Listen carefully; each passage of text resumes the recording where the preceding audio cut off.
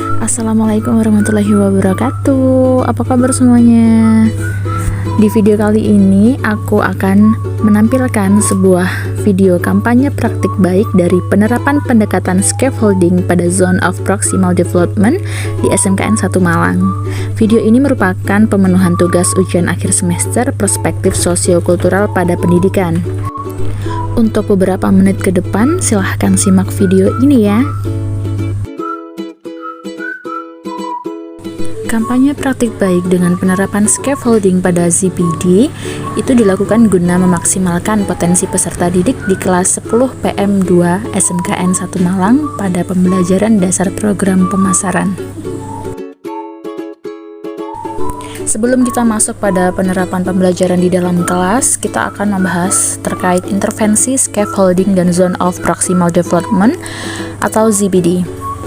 Scaffolding merupakan sebuah teknik atau tindakan yang dilaksanakan guru dalam memberikan bantuan kepada peserta didik dalam upaya memahami sesuatu selama proses pembelajaran, dan bantuan itu diberikan secara berangsur yang kemudian akan dikurangi untuk melatih peserta didik lebih mandiri.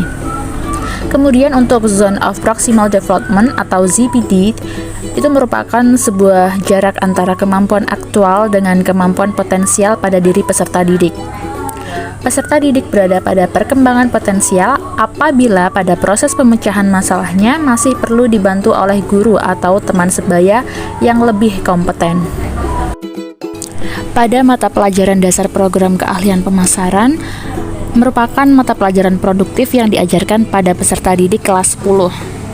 Masa peralihan dari jenjang SMP ke SMK yang dialami peserta didik kelas 10 semester 1 SMKN 1 Malang tentu masih dirasakan. Belum lagi saat ini peserta didik dihadapkan dengan pembelajaran dan ilmu baru terkait dasar pemasaran. Tentu hal itu akan menimbulkan kesulitan dalam proses pemahaman pembelajaran.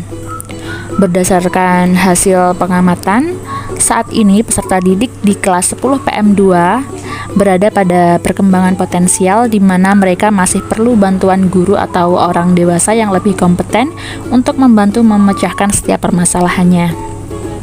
Untuk itu, peran guru sangat diperlukan dalam proses ini.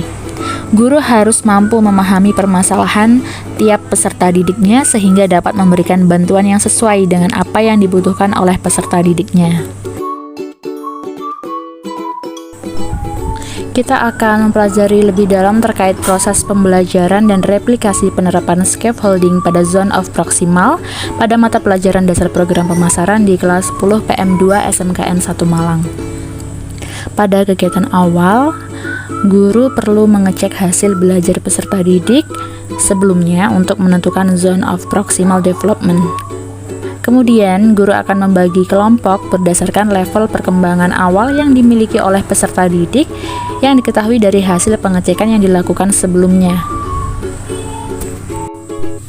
Selanjutnya, guru akan tetap menjabarkan materi yang difokuskan pada pertemuan tersebut. Kemudian guru juga akan menyajikan tugas belajar sesuai kelompok yang telah ditentukan sebelumnya secara berjenjang dengan tetap memberikan penjelasan, peringatan, dorongan, serta penguraian masalah ke dalam langkah pemecahan. Kemudian guru akan memantau perkembangan peserta didik secara bertahap dan kemudian akan mengurangi dukungan atau bantuan tersebut secara bertahap dan membiarkan peserta didik menyelesaikan tugas tersebut secara mandiri.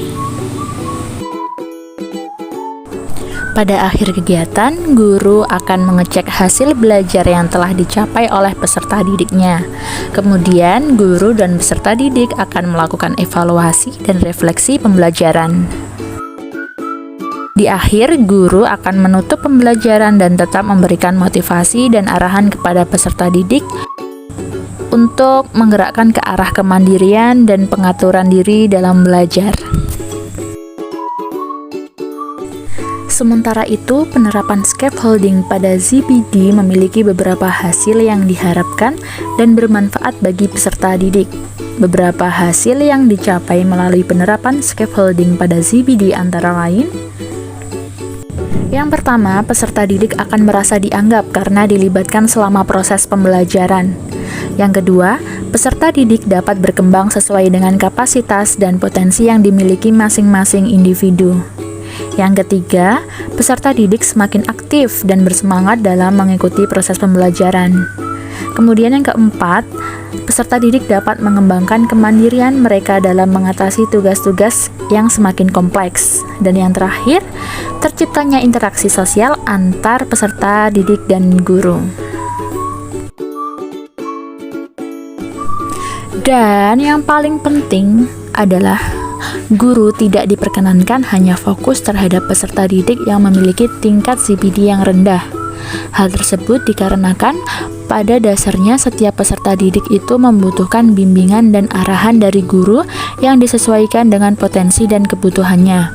Sehingga guru tetap perlu memantau perkembangan seluruh peserta didiknya agar dapat tercipta pembelajaran yang efektif. Nah, itu tadi merupakan sedikit penjelasan yang dapat aku sampaikan, dan apabila masih banyak kekurangan dan salah penulisan maupun salah perkataan, mohon maaf. Dan sekian, wassalamualaikum warahmatullahi wabarakatuh. Sampai jumpa.